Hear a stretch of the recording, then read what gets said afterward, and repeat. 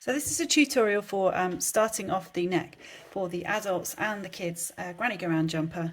They're both exactly the same technique, so if you watch this tutorial this will work for the adults or the kids pattern. So I've made the required amount of chains as given for my size in the pattern, and I'm now going to join up my chain with a slip stitch. So I'm just going to run the chain through my fingers and make sure that it's not twisted, because you don't want to come to work your double crochets into these chains and find that you have a twist. So I'm just going to make sure that it's not twisted, and then I'm going to put my hook into the first chain and yarn over and pull through that chain and the chain on my hook. So now I have joined with a slip stitch. You're now going to work one double crochet into each chain. So you're going to chain one and then one double crochet, so that's US single crochet, and I go under both of the top loops of the chain, and you're going to work all the way around with double crochets and then join at the end with a slip stitch. So I'll meet you back at the end and show you where to go from there.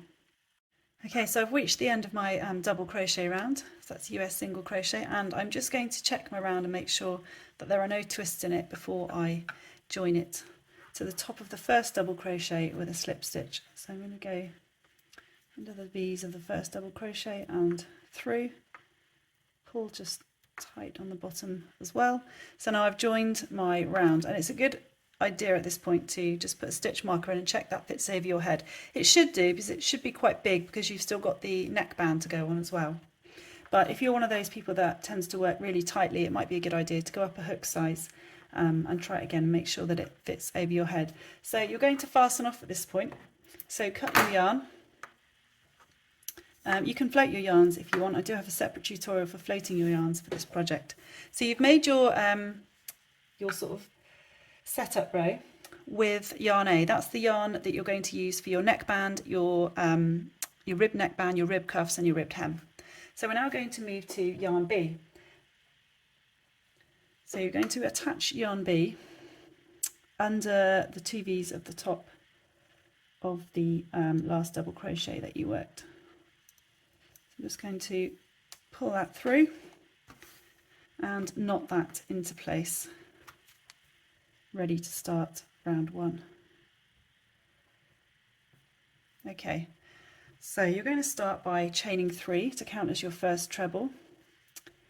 So 1, 2, 3, and then you're going to work your next 2 trebles, but you're not going to work them into the top of the double crochets. You're going to work them into the base of the double crochets to give you more a kind of denser stitch for your first row. So you're going to yarn over, and then you're going to work your stitch into the base, so right down the bottom here instead of into the top, right down the bottom, and it's the one underneath where your 3 chains are coming out. So into there, yarn over, pull up, yarn over, pull through 2, and yarn over, pull through 2. So that's a UK treble, US double crochet. Do the same again into the exact same stitch or chain, sorry.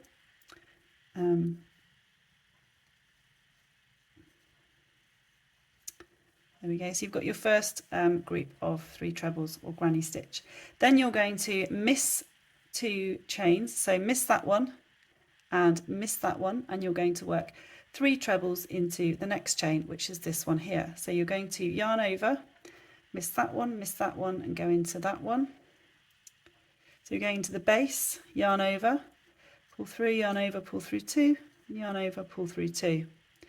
Go into the exact same chain again for the second treble, and then the exact same chain again for the last treble. So that's what you should have. So going into the base, and that gap is smaller than if we'd worked into the top of the double crochets. We want it to be less gappy.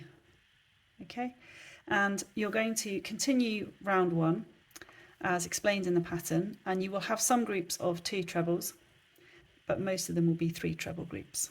Okay, so I'll meet you back at the end and we'll go from there. Okay, so we finished round 1. and I've joined to the top of the chain 3 with a slip stitch. You can see that I've got groups of 3 trebles. I've got 4 2 treble groups, 1 in each corner, and I've marked those with a green stitch marker so that I don't accidentally work past them on the next round.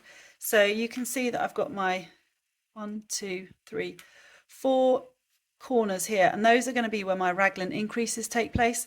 So I want to mark them to make sure that I don't work past them. You are working at the moment, this is the back, so where you have your seam, where you always start and finish your rounds, that's the middle of the back. This is your front, and these 2 sections are your shoulders, which will become your sleeves. So I've joined with a slip stitch, and if you haven't seen my tutorial about floating yarn, if you don't want to work in lots of ends, you can float your yarn simply by, once you've joined with your slip stitch, pull up a big loop, enough to fit your hand in, pass your yarn through the loop and pull it tight so that you can keep that yarn attached and float the yarn up the back, ready to work in when you come to use yarn B again. So I am going to now attach yarn C into my slip stitch space, or the space that I closed with a slip stitch. So just going to hook my yarn through, tie a knot over the top of the yarn that you have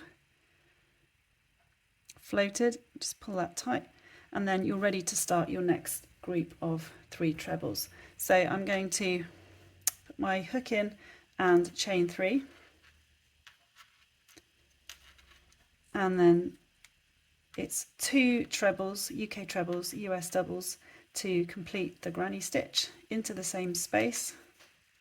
So 1, 2, and then the pattern asks you to continue to work groups of 3 trebles until you meet your first 2 treble groups. So I'll just stop there. So I've been working 3 trebles and I've got to my first 2 treble group. You can see I've worked a 3 treble in the space directly before it. I'm now going to remove my stitch marker and work 2 trebles directly in the centre of the 2 trebles from round 1. So you can see that my 2 trebles go right in the centre of those 2 trebles, and then you're going to work a 3 treble group directly after it. This is your raglan increase, and you'll do exactly the same at each corner. However, on top of that, you do have the shoulder decreases, which start on round 2. This is to avoid the jumper becoming too boxy and sort of shooting straight out at the neck. We want to try and taper it down around the shoulders to give it a more flattering look. So we've got some shoulder decreases to work. So I will just keep crocheting until I get to one of those, and then I will stop and show you. So I'm at the end of round 2, and I've floated yarn B and yarn C, so they are still attached, ready for use later. And I've got my 4 raglan points marked with a stitch marker.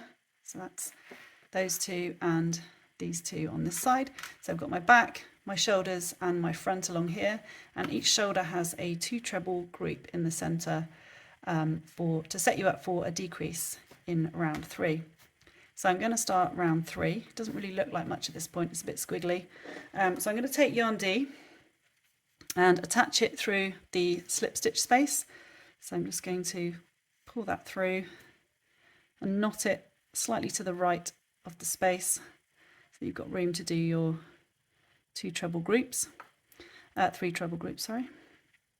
So I'm going to chain 3 to count as my first treble, 2, 3, and then do my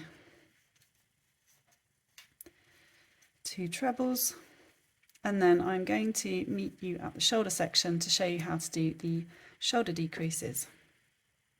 Okay, so I've worked from my centre back across to my first raglan point. I've put my 2 treble in the centre of my 2 treble from round 2. I've moved my stitch marker up and I've got to the shoulder decrease. So you can see that that's the 2 treble group there from round 2. What it asks you to do in the pattern is work 3 treble groups up to the space, 2 spaces before the 2 treble group, and you need to miss the space directly in front of it. So you're going to miss that space and you're going to work a 3 treble directly in the centre of the 2 treble. Okay, so I'm just going to work 3 treble group right in the centre, and you need to make sure that you don't let this be too loose, because you are essentially kind of trying to close up a bigger space. So I've worked a 3 treble right in the centre of my 2 treble group there. I've missed that space, and now I'm going to miss the space directly after it and work a 3 treble group into here. So essentially what we've done on the shoulder is, because we are increasing on every round by working these groups here, what we've done on the shoulder here is, instead of increasing, because we would normally have 2 groups here, but we've reduced it down to just 1 group in the middle, we've actually kept the amount of 3 treble groups the same across the shoulder on this row as we have on this row. So we've essentially created a, well, not necessarily a decrease, but we've prevented it from increasing on this row. So I'm just at the end of round 4, and I've joined with a slip stitch, and I've floated my yarn. So I've made that nice and secure, and all of my other yarns are still attached. I've done my 4 raglan increase points and moved my stitch markers up. So these are the same for each round. You're working 2 trebles into the centre of the 2 trebles and moving your stitch markers up. I've got my shoulder decreases here on each side, which do make it pull in a little bit there, but that looks much better when it's draped over the body. So I'm ready to start with yarn B. So as you can see, I've just sort of organised this so that it's only crossing over the yarns that it absolutely has to. Those ones have been moved to that side. So I'm going to put my hook through the slip stitch space and just hook it through. Okay, and now I'm ready to start my next 3 treble groups. So I'm going to chain 3 to count as my first treble, and you do get this little strand going across here, but if you can try to crochet your 2 trebles over it to hide it, that works really well. So that's my first treble, and that's my second treble, and now I'm ready to continue with round 5. So the shoulder decreases are, well, they're not on every round, but they are instructed on the patterns to where you need to do them. So just make sure you check back and count your 3 treble groups in each section. That's not including the 2 treble corner groups. The pattern gives you the amounts of 3 treble groups that you should have in between each section at various points, so that you can make sure you're on the right track.